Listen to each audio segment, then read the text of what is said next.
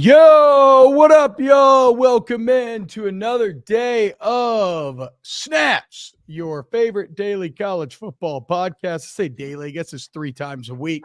Now, I am TBob Abear back here in the Shire. He is Aaron Murray. It only works if you're watching us on our YouTube channel, youtube.com/@snapscfb_, which you should be. Please sub. The road to 20K continues, guys. Thank you to everyone who hangs out with us every day and hits the like button and the subscribe button, all those other good, easy, free ways you can help the boys grow the show. How'd you get your Shire to look so good, by the way? I have an actual green screen. Oh, okay. They had a random stand-up green screen. Oh shit. Hold on. I unplugged my light by accident. Wire management still needs a little work here. Let me see. Hold on 1 second. It does look good, though. It does look good. Hey, happy Tuesday, everyone. Sorry I missed everyone yesterday. Another charity golf tournament. Only one more to go this summer, and then full focus on football. One more.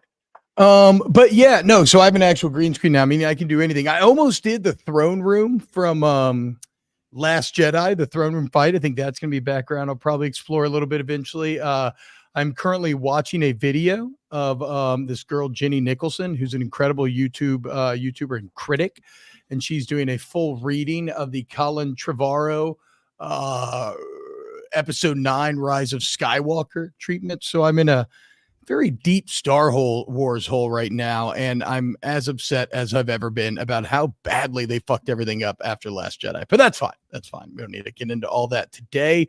What we are going to get into today, that's not true. Texas Rock says, morning, boys. Good to see you back, Aaron. TBob struggled by himself. Not true at all. We had an excellent show. I will say this, though. You can handle by yourself. I hate going by myself, to be frankly honest. I mean, like if it's a Saturday night and I'm doing a post-game show and you have to do your LSU thing and I'm like, hey, we really want to do this. Like, I can do that and I enjoy it. But if you'd tell me that I had to go an hour straight doing a show solo, I don't know how they do it. I mean, I enjoy working with you too much. That's just, I enjoy working with you as well. And you were missed. That's just the radio background though, dude. Yep. You know, I cut my teeth doing 8 to midnight a lot of times alone back in the day. Bill Kibbe says the Acolyte is pure trash. Yeah, I don't know. I watched the first episode, and if this is any indication, even as much of a Star Wars fan as I am, which has cooled a bit as it becomes oversaturated, I have not gone back to the Acolyte yet. And really, I'm more interested in House of Dragons right now. The Boys needs to pick it up. I don't know if we did a full review. I don't think I ended up doing one on yesterday's show. I'm a big fan of The Boys. Very fun show, a lot of gore, superhero hijinks, and I still like all that. I like the humor of the show, but I feel like we've been spinning our wheels for a hot minute in The Boys now. Like, I need some actual plot advancement here in episode 4 when it drops. Also, The Boys is never a show that I would describe as subtle, and yet they are especially less so this season with their kind of political mirrors of real life. So I get why they're doing it. I don't think they're handling it in the most interesting or tactful way. But again, still a fan, but like this season's got to pick it up. I have not seen Generation V, which is The Boys cartoon. So eventually I'll maybe get around to that. We'll see. If you watch The Acolyte, you need a lobotomy. Look, I don't know. Whatever. We can talk Star Wars on a different show. All right. So I think today, a few different topics that I want to get into. We will continue our record prediction where we go through every SEC team. We're going to do the Big Ten eventually, maybe the other conferences as well. And we try to predict the records. We'll do Ole Miss and Mississippi State today at the end of the show. I want to get into a quick bit of Pat McAfee news here off the jump. Then we'll get into a little Heisman convo. And really, it starts off of an article from On3 that talks about Carson Beck being the most NFL ready quarterback. And I agree with that. But is he the Heisman favorite? And I kind of want to compare like who we think the Heisman favorite QBs are versus who's maybe the most NFL ready and how that all interacts with one another. Urban Meyer called Ohio State one of the most talented rosters in the last decade, maybe ever. Jim Tressel supported that notion. I find that to be a bit interesting in that you have an Ohio State Buckeye team that is, but at the same time, is the team that, I mean, their biggest question marks are on the O-line and at quarterback. Like, kind of like, can you be one of the best teams ever if your questions are at those two positions, right? Like, that's kind of crazy to me.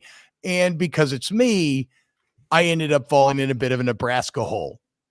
And I want to talk a little bit about Nebraska, but really, if you don't give a fuck about Nebraska, we can use it as a larger conversation to start to dabble in returning production numbers, because I think there's some interesting stuff here. There's actually more to chew on than we'll get into today's show, because I just got into this a little bit ago. And maybe an update on the Miles case if we have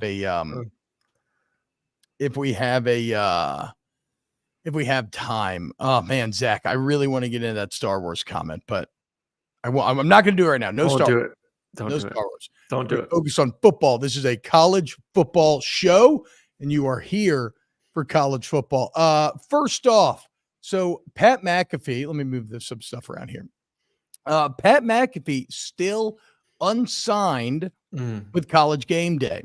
And remember, there was a quote last year that McAfee had where The Athletic had a survey amongst their readers about how do you feel about Pat McAfee. And I want to say with over like 3,000 votes, I think it was less than 50%. Basically over half said they did not care.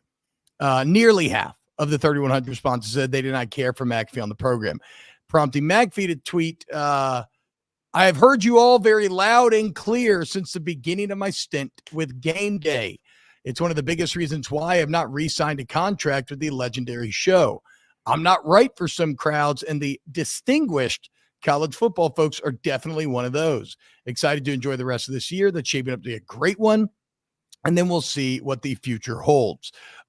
First off, chat, Aaron, do you want Pat McAfee back on College Game Day? Well, you have to remember Saban's being added to the desk. So if it's a add Saban, replace McAfee, I'm all for that. I honestly miss Pollock. I thought Pollock was the best one on there. And this isn't me, supporting my Georgia brethren. I thought Pollock was insightful. I thought Pollock brought a lot of really good energy. He obviously did his homework. I thought he was the best up there. Obviously, Herb Street's Herb Street. Herb Street's the face of college football. But if I had to pick one or the other, I would still pick Pollock over McAfee. And I'm a little bit old school. And I think you would fall into that distinguished crowd. Yes. But I think this goes back to me talking about how I enjoy working with you so much. To me, you are the perfect blend of, you are very knowledgeable about your sport. College football is your sport. You played it, you're passionate about it, you cover 365. It's like you have really good points and you're entertaining on top of that. McAfee, and not saying he doesn't know what he's talking about, like McAfee is his hands in everything. He covers everything. He covers the NFL, he covers college football, he does the fighting, he does the wrestling. Like, there's so many things that like you can't really get into the nitty-gritty as well.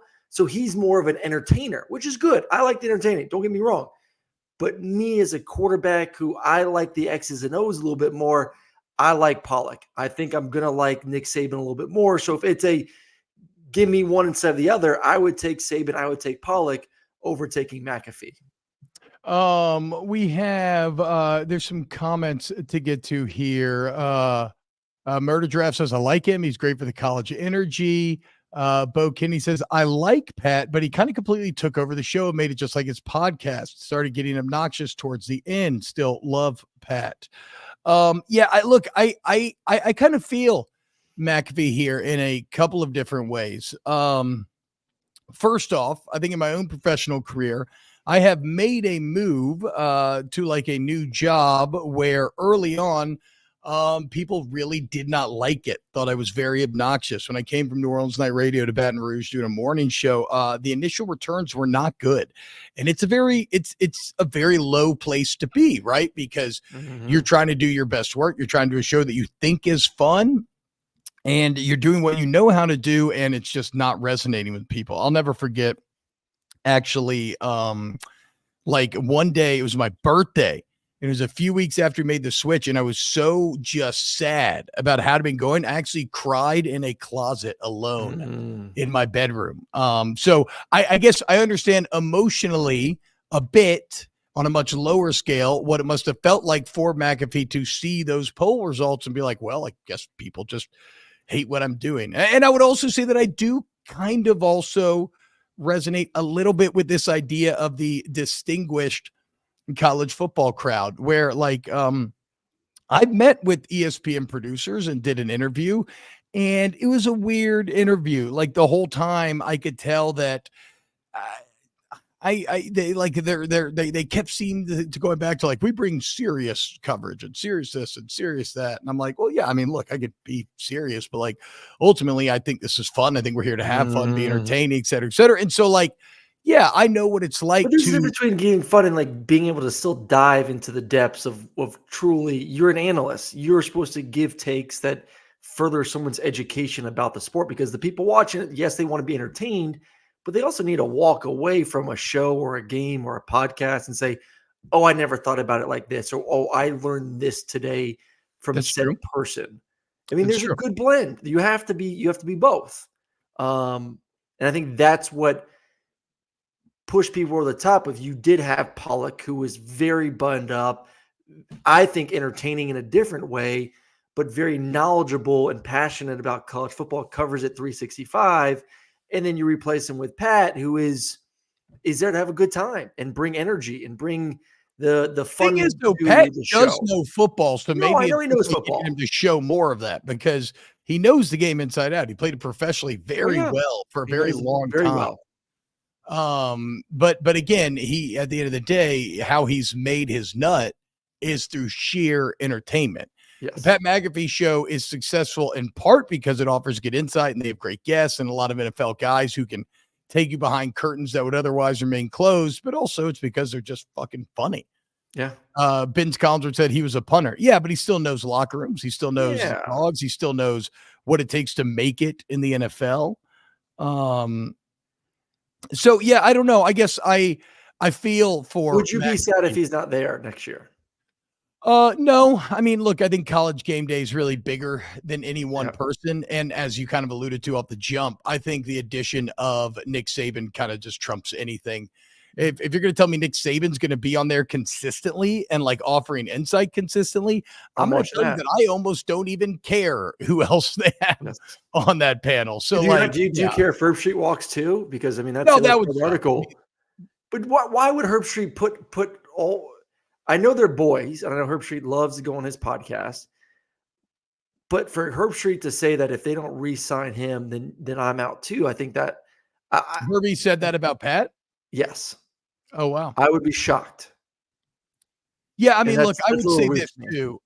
I think ESPN's way too invested in McAfee to not have him on there. I also don't think he affected the ratings, or at least not negatively. Like either way, the show's going to do great. And if you're like, I think this is all kind of a play to probably get a better number from ESPN than he maybe would have gotten otherwise. I think this is all a little bit of posturing, if you will. But again, I do feel for McAfee as someone who would, in some ways like to have more mainstream opportunity, but like, I don't know if I ever will, because there's all kind of video of me out there talking about like coming on my stomach and just other insane shit that you probably shouldn't talk about publicly. But is there ever such a thing as like too many people on the desk though? And too many personalities where like not everyone can have enough time to kind of get in their points. Like if you're telling me that I'm going to turn on College Game Day and it's Reese, it's Desmond, it's Nick, it's Herbie, and it's McAfee, and you're not going to get just bantering back and forth and just a clusterfuck at times of everyone trying to get in their points. It's a lot of personality on one desk. That's all I got to say. Well, I'm trying to think. What was the picture that we were all kind of memeing from Fox Sports last year, where they had could they rotate? Well, Fox did that. You remember how funny it was? We turned on Fox and they had like 6 or 7 dudes. No, that's what I'm saying. Like that's a little much. That's a little too crowded, especially because like the game of TV and radio is so different in that in radio you can, and especially podcasts, you can have conversations, you can fuck around, you can flit here or there. TV's like tight. It's like you get 20 seconds, you get 20 seconds, you get 20 seconds, move, you get 20 seconds, and McAfee's kind of a bit like a loose cannon, and so it's kind of harder to produce, and sometimes that can create a bit of friction with your co-hosts as they want to get their points in. I think you saw some of it last night after the NBA Finals where Stephen A. Smith is taking like 2 minutes to just sit there and rip on Luka and it's very structured. I mean, shows like I've done a million shows, and it is literally you get your run of show, and it's block A, block B, block C, block D, and it's Aaron, this topic, 20 seconds. Bam. So and so, next topic, 20 seconds. And it is because you got to get in the commercials, you got to get each topic, you have the graphics that go with it, you have at times to talk through a sequence of plays that are going to be shown on the screen. Like there's a rhythm, and you have your producer in your ear saying, okay, send it to so-and-so, send it to so-and-so. So yeah, I've been on plenty of shows where someone does derail it. And for recorded shows, you have to do it again and again and again, and people get annoyed. So I don't know who you would rotate off, though. If you did decide to go with that group of people, I don't think any of them are going to say, oh, yeah, let me just do 2 segments and rotate in. Like you're going to have to put all 5 of those dudes on the desk at one time. Is Lee Corso still on Game Day? Never mind. Here it is. This is an article from February 7, 2024. An ESPN spokesperson told The Athletic that Corso will return to College Game Day for his 37th year. He'll be 89, has no plans on retiring yet, but he did have to miss some episodes last year. So yeah, no, it looks like Corso's basically saying, look, I am going to keep doing this until they just straight up pull me off. And that's another guy who Herbie is very in his corner. Yeah, but they've started to make him not the entire show. He has his segments. Yeah, exactly, which is fine. I will be sad. I'll let Corso ride as long as ESPN and everybody wants him to. I will be sad when he is gone. Bo Kenny, I agree. Corso should be the official panel, but he's the OG. He needs to be a guest every once in a while. Yeah, no, I mean, every week you can get him. You get him to do the mascot head. You get him to do picks. Yeah, sure. You don't necessarily need him taking like during the middle of the show. But yeah, when they do the picks and they go offer a snippet on each game, yeah, I think Corso's still really good in that scenario. I'm just fascinated to see what they're going to do with Nick Saban, how involved he'll be. By the way, Aaron, did you see Tom Brady? I just saw a couple clips of him from a little bit of that UFL championship coverage, and looks like Brady's going to be really good. Really good in the booth. Okay. Imagine that. Yeah, he's just going to be good at everything because he's Tom Brady. So we'll see what ends up happening with McAfee again. And Bill Molnar says, why mainstream? Why do you care about that? I don't care about it from like a personal pride or fame level or anything. But you know what pays well? Mainstream shit pays well. And we're all trying to always find ways to just make a living doing this job, and whatever. So that's kind of where the motivation would be. Again, that said, I do not think that Pat McAfee is going anywhere. I firmly believe that he will be on College Game Day when we get there. All right, Aaron, is Carson Beck the most NFL ready quarterback in the country? Yes. Carson is the most NFL-ready quarterback heading into the season. He would have been the number 12 pick in the NFL draft this year, if not even higher. So you're talking about a guy that would have been top 12, potentially top 10 NFL draft pick, returning for his second season. And talking with people, the only reason Carson decided to come back over 2, I mean, he wants to win a championship. I get that. I was in a similar situation. Not that I was projected by a first rounder by any means the following year, but like you get so close to winning a championship, you want to come back and try it all over again. He wants that, but also the big thing from Carson was you just need to prove to us that you can do it for a second straight year, and you're going to be a first round draft pick the following season. So he'll check off the box of 2 straight years starting quarterback, pro style system, the stats, the arm strength, the size. He's pretty decently athletic. I thought he showed us some good stuff last year running the football. So like, yes, to me, Carson is going to be the first quarterback taken off the board next year, which is very different from our thumbnail of, is he the Heisman favorite? Those are two different things at times, depending on what offense you're in. Yes. Very different. I agree.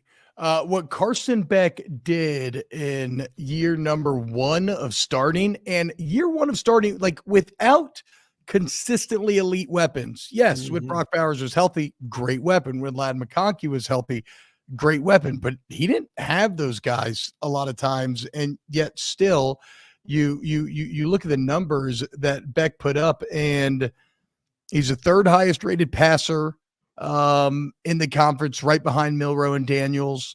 72% completion. Really, Graham Mertz, the only guy that edged him out in that regard, but he threw for 1,000 more yards than Mertz did. He nearly averaged 10 yards per attempt. So, like, when I talk about Jalen Milroe and, like, the fact that we're like, that was his first year, he's got a lot of room to prove. All that same logic applies to Carson Beck, except Carson Beck is starting from a better base than was Jalen Milroe. And maybe it's because he was, I think he has a year on Milroe, maybe age-wise.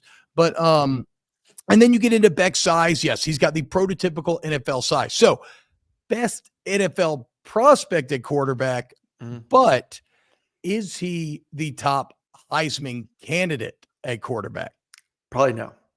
I would say no in that sense. I think you have to go to offenses, and it's hard because, like, you could say, like, oh, the first 2 quarterbacks in the NFL draft last year both won the Heisman the previous 2 years. So it correlates. If you're an NFL draft pick, if you're a top 5 draft pick, that means you're going to be in the conversation. Yeah, you'll be in the conversation, but doesn't always mean you're going to win it. It depends on certain things. Caleb Williams was in an offense and with a coordinator and a head coach that was going to put up crazy numbers. LSU was in an offense and a football team that had a really bad defense, so they're going to have to throw the football. Then they had elite playmakers on the outside. Georgia and the way Kirby's built this team is always going to be, it is just because he's a defensive coordinator at heart. It's always going to be defense first, ball control type tempo, win football games, and that's it. Which is great for the NFL. The NFL loves the NFL. To see that. Yeah. Yes. But he's not going to put up necessarily the stats.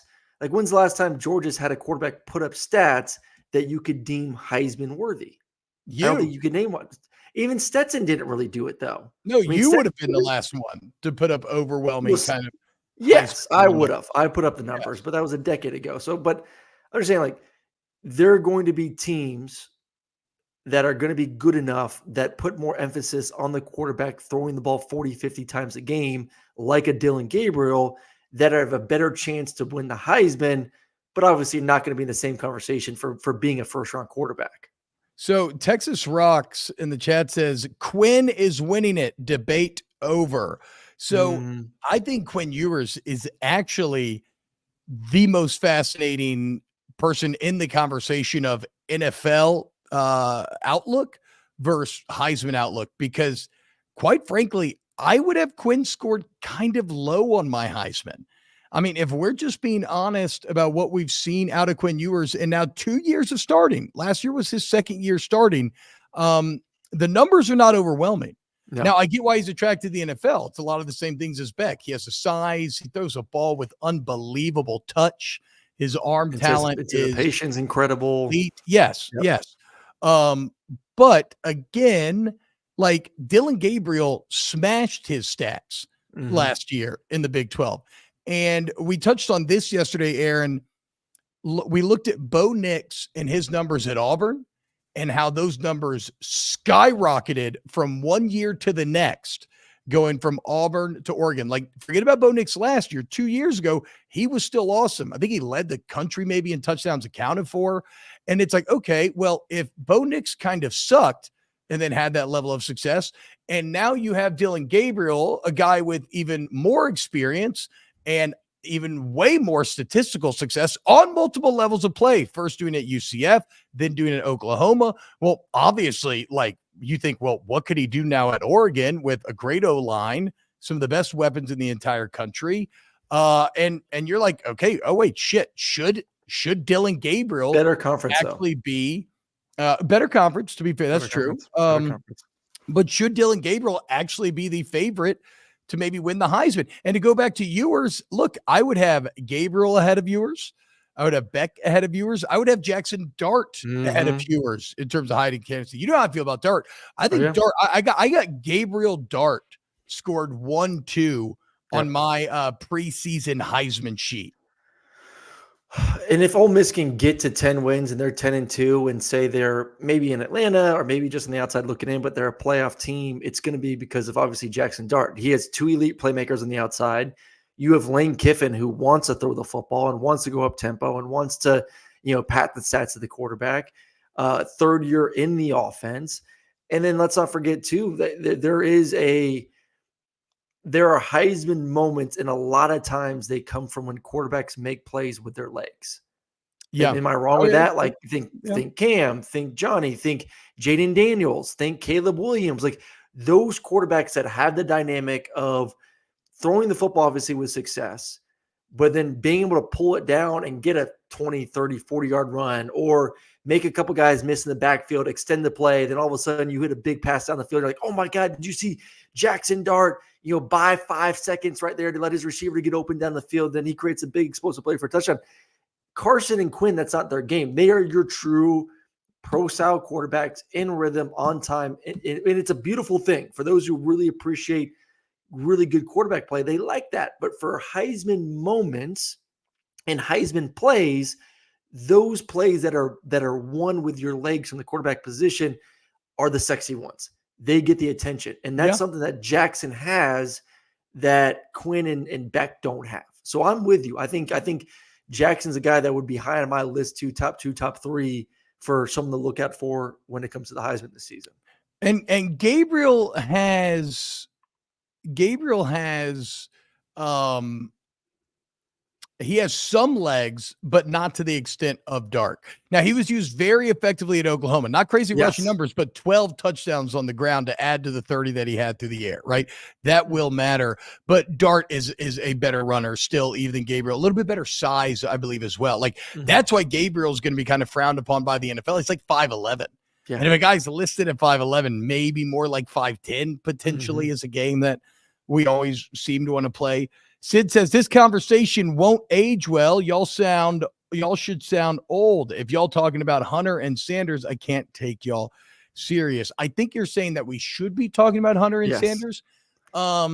Travis Hunter will have a chance because what he does is singular in terms of as he relates to his peers. If Colorado wins more games than we're expecting, he will be one of the core reasons why. Ultimately, though, to win at quarterback, I mean, Jaden Daniels put up the most statistically impressive season that we've seen since 1973. In some ways, even better than Joe Burrow. And he went 9-3 in the SEC, and it still almost held him back. Remember, if Bo Nix had beaten Washington in that Pac-12 championship, Bo Nix probably would have been your Heisman winner. Even though objectively his season was nowhere near the statistics of what Jaden Daniels put up. So Shedeur Sanders as a quarterback will ultimately be held back. By Colorado. If Colorado's 7-5, if they're 6-6, 7-5, no chance. If Colorado finds a way to get to 9 wins, and I don't think he's going to have a Jaden type season because he's not the same runner, but say he throws for 45 touchdowns, 50 touchdowns, limited interceptions, and Colorado is a playoff caliber team or just on the outside looking in, then he'll be in the conversation. But I don't think anyone's expecting Colorado to make that big of a jump. Like 7-5, 8-4 is a good season. But like you said, T, as a quarterback, if your team's 8-4, 7-5, you better have historical numbers to back it up. And I just don't think he has the running ability to do that. Well, and for like a Robert Griffin when he won at Baylor, you almost have to have a lack of other obvious options. And for Jaden Daniels, that lined up last year because Carson Beck's awesome, but because of Georgia's style, he didn't have the overwhelming numbers. You look at Alabama, Jalen Milroe, really efficient, but not overwhelming volumetrically. Penix had a lull. Penix had that lull in the middle. Yep. He had too many down games. It ended up cutting his knees out, running him. Bo Nix had really good numbers, but missed out on the crucial wins and just quite frankly didn't push the ball like Jaden Daniels did. So like when I look at this field, I just don't see how Shedeur breaks through, because Dylan Gabriel will have insane numbers, probably will have the big wins. Jackson Dart will absolutely have insane numbers, maybe have the big wins. And even Carson Beck. I mean, Carson Beck did throw for 3,900 yards last year. If the Georgia gaslighters, like if maybe you're telling the truth and Rah and Lovett will finally actually be great weapons, then maybe they do lean on Beck. Well, if they go 12-0 too, I mean, if you have to remember the primetime games that Georgia are going to have this season, they're going to be primetime night versus Alabama in Tuscaloosa. They're primetime night versus Austin, or versus Texas in Austin. And then I think it's the same weekend as Alabama LSU, but their game versus Ole Miss will be a 3:30 game on the road. So like if we did the whole record for Georgia, if Georgia's 11-1 and say hell they're 12-0, and they had all those games on primetime and Carson was able to go on the road and have success, then he doesn't have to have the same numbers as Dylan Gabriel in order to win. But that still tells me if they're going to get to that point, Carson's still probably going to be mid-30 touchdown. Let me give you this. If Carson Beck has 35 to 40 touchdowns, Georgia's 12-0, Dylan Gabriel has 45 touchdowns. So say he has like 7 to 10 more touchdowns. Oregon's 11-1, loses to Ole Miss. Who wins the Heisman? Oregon's 11-1, but beats Ohio State, or they lose to Ohio State. They don't win their conference. Georgia's undefeated, wins the SEC. Could come down to that conference championship game. Yeah. Could be like last year. Could Oregon come back and win? Because that's a big touchdown difference that you allude to there. Yep. If Beck hits 40 touchdowns, I think Carson Beck's probably winning the Heisman. I agree. I just don't know that he will in that offense. I would say if Colorado's like 8-4, again, I think Hunter's probably the strongest candidate there to be a finalist. I don't think anybody but a quarterback's ever going to win it. Bo Molinari says no love for Brady Cook. He's still got Luther Burden. In fact, Burden could win it. I mean, so I would have Cook firmly on the outside looking in, and I'm a big Cook fan. Remember that. Yeah. But when we played our top 10 quarterback game, he's a little bit more of a poor man's Jackson Dart to me. He's similar, but just not as good. He's not as good of a passer. He's not as good. He's a good runner, but not as good of a runner. Not as good of a runner. So like if you're going to tell me like those two are going to both lead a 10-2 Missouri and Ole Miss team, I would put my money more on Jackson Dart having a better statistical season than Brady Cook. Well, and it's like Cook was really good last year, but in my head, I'd actually made his stat line maybe slightly better than it was. Yeah. 66% completion. Nowadays, it feels like you got to push that to 70, which is crazy. 3,300 yards. That's got to be like 4,000 probably now, which again is crazy. 9 yards per attempt. That number's fine. But then 21 touchdowns to 6 picks. That would have to take a significant, nearly a doubling of touchdowns, and don't increase your picks. Yep. And then you're in the Heisman combo. So I love Cook. I got him on the outside. And if a receiver is going to win it, they're going to need an elite quarterback to. I mean, they're going to have 20 touchdowns. I mean, how many receivers have we seen win the Heisman? 1, 2. I feel like just Devontae Smith, right? Was there? Yeah, I guess just Devontae. I mean, in the modern era. Yeah. I don't think I've seen anybody else. Who nudge in the chat? Any shot for Etienne or Judkins? Best running backs on best teams could put up numbers this season. I mean, I think it goes back to what we talked about with Ohio State and Judkins. We'll talk about here soon. Like, what does the offensive line look like? Yeah. Because I agree, like, Ohio State's the favorite. Ohio State has a chance to go undefeated. Ohio State is going to have a bunch of primetime games. And Judkins they're going to lean on the rushing attack, especially with Chip Kelly as a new offensive coordinator. Like, it's going to be a rush first offense. It's going to be very different, most likely, than the offenses we're used to seeing for Ohio State. So, best team, one of the best teams, best player, offensive player, an offensive scheme that's going to highlight the running back. Yeah, but once again, Judkins also going to be sharing the rock. He's RB1, but they're going to have a nice little back and forth there. So he may not get the yardage that he'll need to necessarily win the Heisman. The thing is, no team's running back is going to rely on the running back more than Ollie Gordon in Oklahoma State, right? True. So like Etienne, all the Judkins, like none of these guys are going to have the opportunities or the carries that like an Ollie Gordon gets. And so when you're deciding candidates, you're going to look up statistical rankings, and Gordon's just going to be atop of the list. Yeah. I imagine. And those other guys just won't have the numbers. Well, let's talk then. Since as I see this in SEC Bias show, I get it. It's probably naturally a bit fair to be fair, Sid. But let's talk about Ohio State then, because Urban Meyer, he was talking to On3 and he said, quote, he was talking about going to visit Ohio State and what he saw. I said, quote, one of the most talented rosters in the last decade, maybe ever. Jim Tressel said, I don't know if I've ever seen that many great players in that building all at once, every position, every place you turn. So Ryan, talking about Ryan Day, has done a great job. Ohio State has done a great job. So I agree with 95% of this, but can you be one of the best rosters ever when your questions are at O-line and quarterback? I mean, you were talking about two of the more important position groups in all of football. And it's not to say that they're bad there. They're still going to be better than the average team. Will Howard's much better than the average quarterback. I'm excited to see that 6'5", 240 frame in a Chip Kelly offense.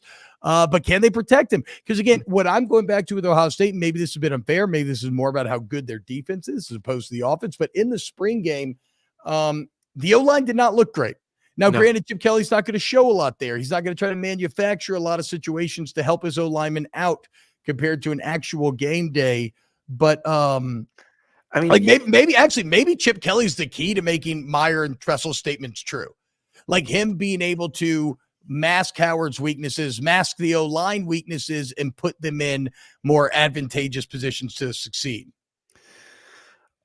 This will be one of the best defenses in America. If Ohio State's going to win a national championship, it's because their defense, not their offense this year.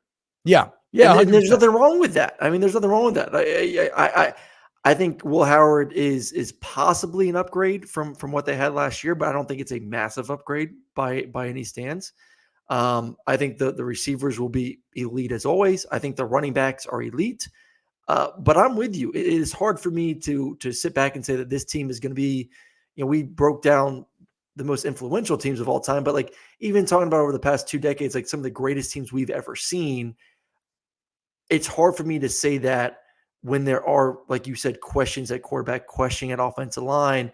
This is going to be a run first, possibly significantly lower scoring offense than what we're used to seeing from Ohio State standards, defensive heavy football.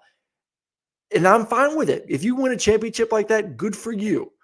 But that's some big question marks that I still need to see. Well, I mean, look at the most talented teams we've seen in our time. 2019 LSU had the Joe Moore winning O-line and a Heisman quarterback. 2020 Alabama had an incredible O-line, and Mac Jones put up some of the dumbest stats that we've ever seen in our lives. 2011 actually maybe 2021 Georgia with that defense was elite defense, which Ohio State's striving for. But they had an elite offensive line. They had an elite O-line, and Stetson Bennett was he was a big game gamer. Yes. Like when the stakes got the highest, he had a way of elevating that. Not actually, we haven't really seen out of anybody else in recent memory in terms of what you might look like against a Mizzou, and then all of a sudden you're going up against one of the best teams in the country. It's a playoff time, and like you're just completely locked in. So yeah, maybe though, if I'm an Ohio State fan, maybe you look to a Georgia team like that and you hope for something similar out of Will Howard. And if you think all the way back to like a 2011 Alabama, that's a team that didn't get it done with overwhelming quarterback play. That was all about a different era of football, though. It is a very different era of the way the game was played. Though you could take that 2011 Alabama defense and it would still be a national championship defense, in my opinion. I think 2021 Georgia is a better comp for them. You have to be that elite defensively, and you have to ask your quarterback to take his game to another level. As far as Ohio State goes, we get their schedule eventually, but at Oregon, at Penn State, that's tough. Drew Aller, I'm kind of high on Drew Aller, but we don't need to talk about that right now. But you get Michigan and Iowa at home, and Nebraska. Okay, I know we got to get to record because you got to get out of your 50, Aaron. Real quick on Nebraska. Here's a quote from Joel Klatt that validates everything that I've been telling you. Nebraska has a team that I think could be really good. They're 5-7 a year ago. But if you look at those 7 losses, and I'm telling you, like, it was all about quarterback turnovers, almost all of it. They were very competitive. In fact, way more competitive in their first season since their 5-7 record indicates. if they get a little bit better quarterback play, and namely just protected the football, they're going to be much better. And that's the thing why I'm high in Nebraska. If your main problem is turnovers, that might be in some ways the most relatively easy and impactful fix you could make, because Nebraska didn't turn it over at a bad rate. They turned it over at an outlier rate, like at a rate where it's like you almost have to be trying to fuck up. Like Dylan Raiola could be okay and still be multiple orders of magnitude better than what you were last year. And how about this?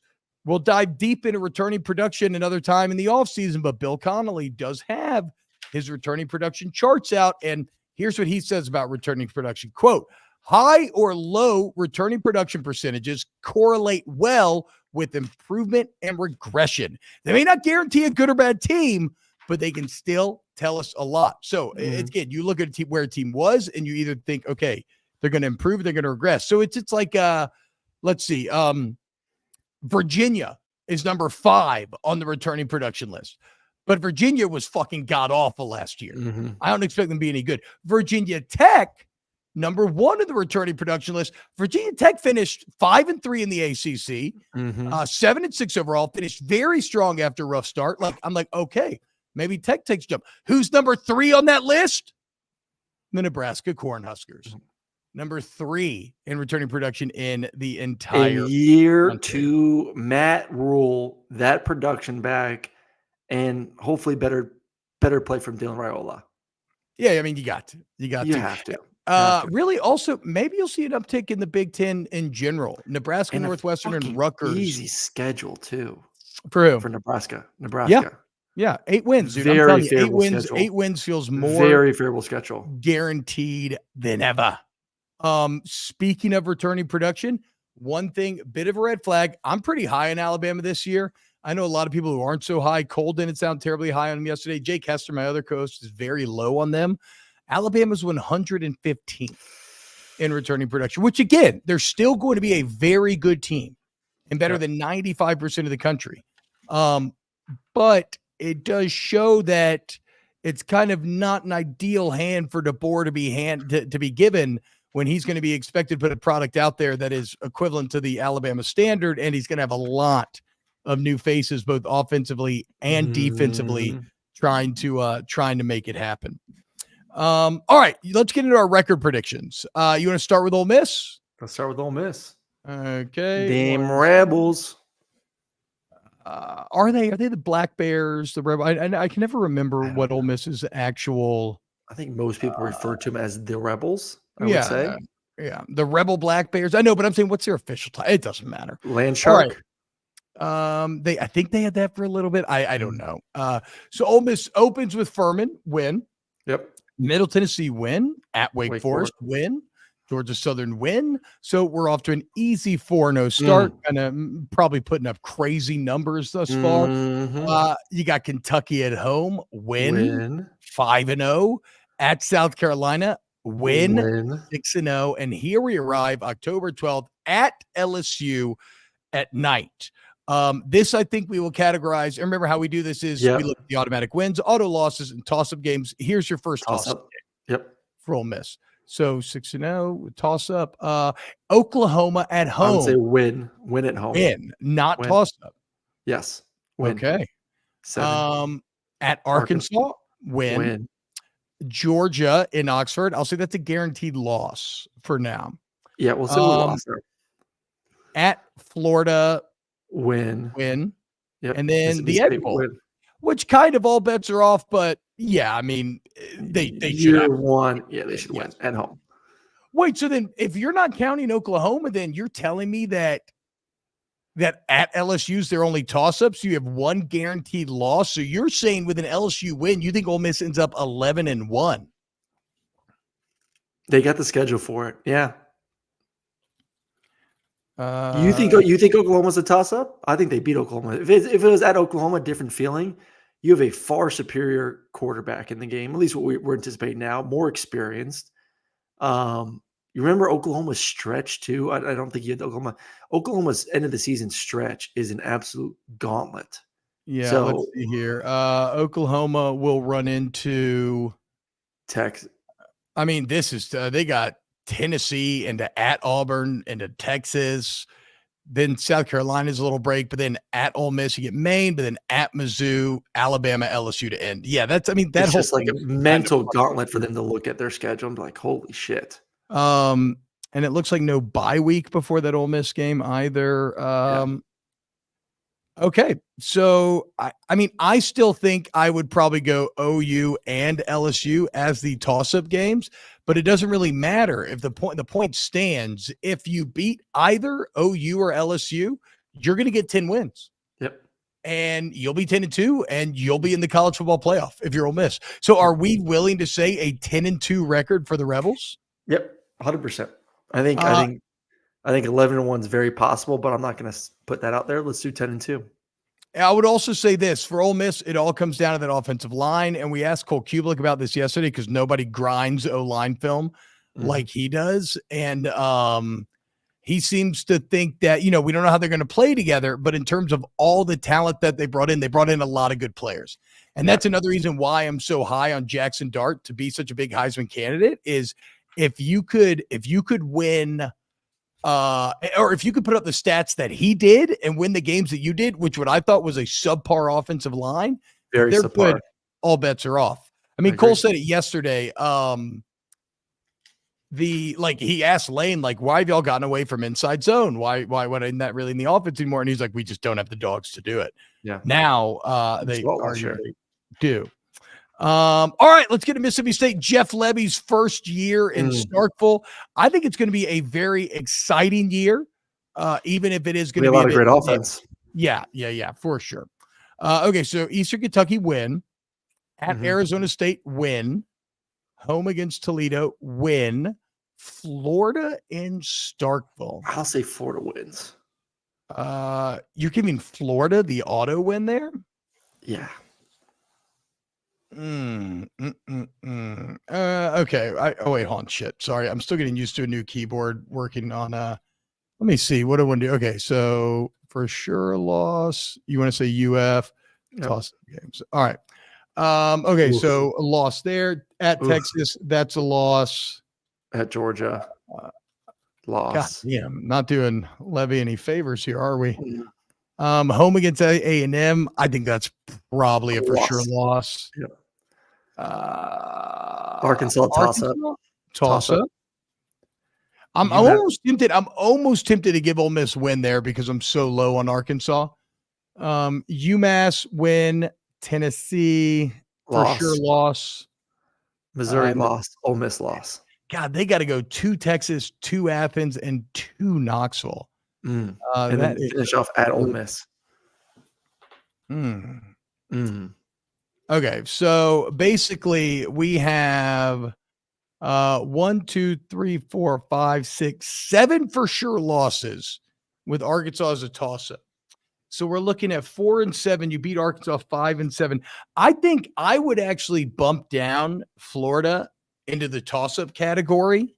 Okay. And if you manage to beat both of those teams, you end up bowl eligible in 6 and 6. If you beat Arkansas or Florida, I think you probably fall to that 5 and 7 record. I'm going to lean more to the 5 and 7 record. 1, 2, 3, 4, 5, 6. Yeah.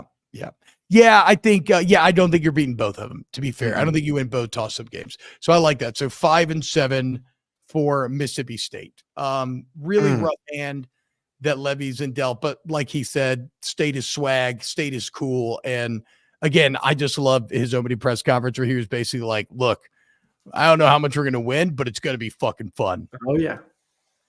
Which is fine. That's how Dan did it. And look at the success that Dan had, a number 1 team in the country back in 2014. So Bo says Mississippi State always upsets someone. Who would it be? I mean, I think Florida would maybe. I don't think Florida's really a major upset, but I mean, maybe A&M, maybe at home versus A&M. Maybe at home versus A&M. I could see A&M falling in one of those weird rut games where you kind of can't. I've been involved in one of those games in Starkville. I know how that goes. If Ole Miss was at home, I would actually give them a puncher's chance because it's the Egg Bowl and the Egg Bowl gets weird. But in Oxford, that's probably an Ole Miss team that is got a lot to play for, feeling themselves like maybe like that could be Ole Miss at 9-2, needing 10-2 to make a playoff. Yep. Which would be great as an Ole Miss fan, but also kind of great as a Bulldog because let's say you stayed at that point. Yeah. And you're like 5-6 and you're looking for bowl eligibility and you're looking to keep Ole Miss out of the playoffs and ruin all their hopes and dreams. Like that's not a bad spot for Mississippi State to be in there. I just think you have a brand new head coach. Let's not forget first-time head coach.